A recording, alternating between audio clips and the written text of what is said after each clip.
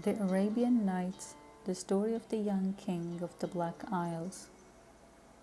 You must know, sire, that my father was Mahmud, the king of this country, the Black Isles, so called from the four little mountains which were once islands, while the capital was a place where now the great lake lies. My story will tell you how these changes came about.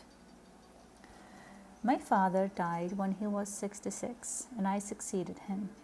I married my cousin, whom I loved tenderly, and I thought she loved me too. But one afternoon, when I was half asleep and was being fanned by two of her maids, I heard one to say the other, "What a pity it is that our mistress no longer loves our master.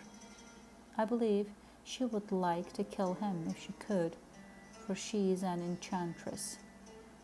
I soon found by watching that they were right, and when I mortally wounded a favorite slave of hers for a great crime, she begged that she might build a palace in the garden, where she wept and bewailed him for 2 years. At last I begged to cease grieving for him, for although she could not speak or move, by her enchantments she just kept him alive. She turned upon me in a rage and said over me some magic words, and I instantly became, as you see me now, half man and half marble. Then this wicked enchantress changed the capital, which was a very populous and flourishing city, into the lake and desert plain you saw. The fish of 4 colors which are in it are the different races who lived in the town. The 4 hills are 4 islands, which give the name to my kingdom. All this the enchantress told me to. She did this to add to my troubles. And this is not all. Every day she comes and beats me with the whip of buffalo hide. When the young king had finished this sad story, he burst once more into tears, and Sultan was much moved. "Tell me," he cried, "where is this wicked woman, and where is the miserable object of her affection, whom she just manages to keep alive?" "Where she lives I do not know," answered the unhappy prince, "but she goes every day at sunrise to see if the slave can yet speak to her after she has beaten me."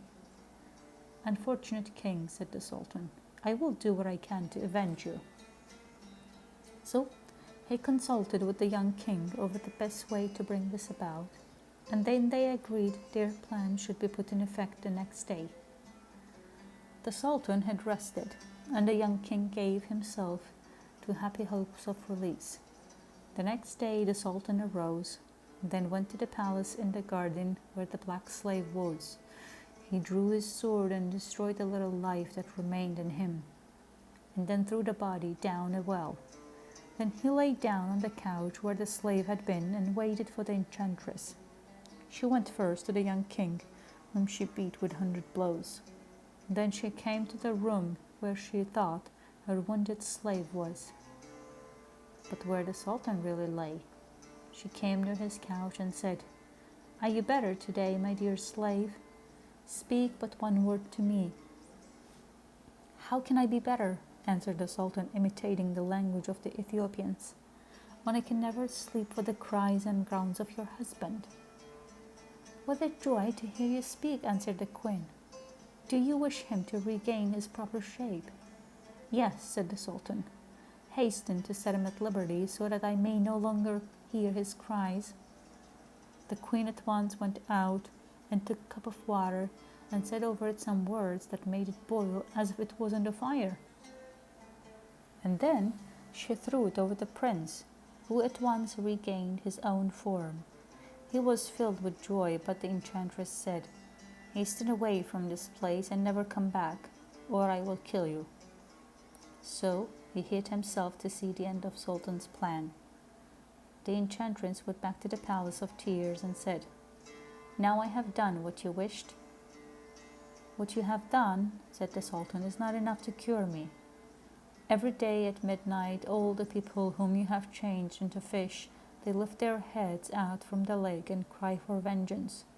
Go quickly and give them their proper shape." The enchantress hurried away and said some words over the lake. The fish then became men, Women and children in the houses and shops, they were once more filled. The Sultan's suite, who had encamped by the lake, were not a little astonished to see themselves in the middle of a large and beautiful town. As soon as she had disenchanted, the queen went back to the palace.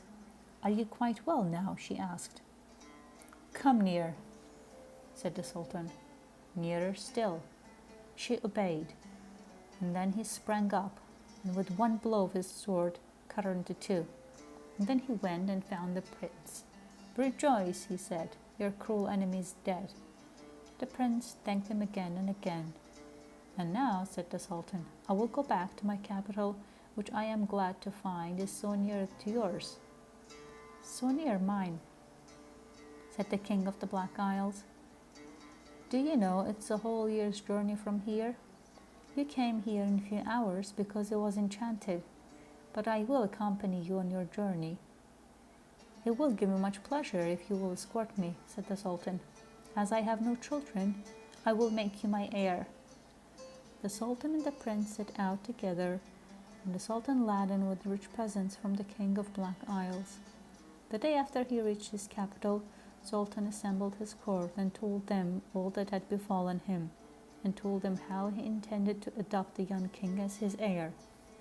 Then he gave each man presents in proportion to his rank. As for the fisherman, as he was the first cause of the deliverance of the young prince, the Sultan gave him much money and made him, his family, for the rest of their days very happy. If you want to hear the continuation of the Arabian Nights, especially the story of 3 calendars, 3 sons of kings, and 5 ladies of Baghdad, stay tuned.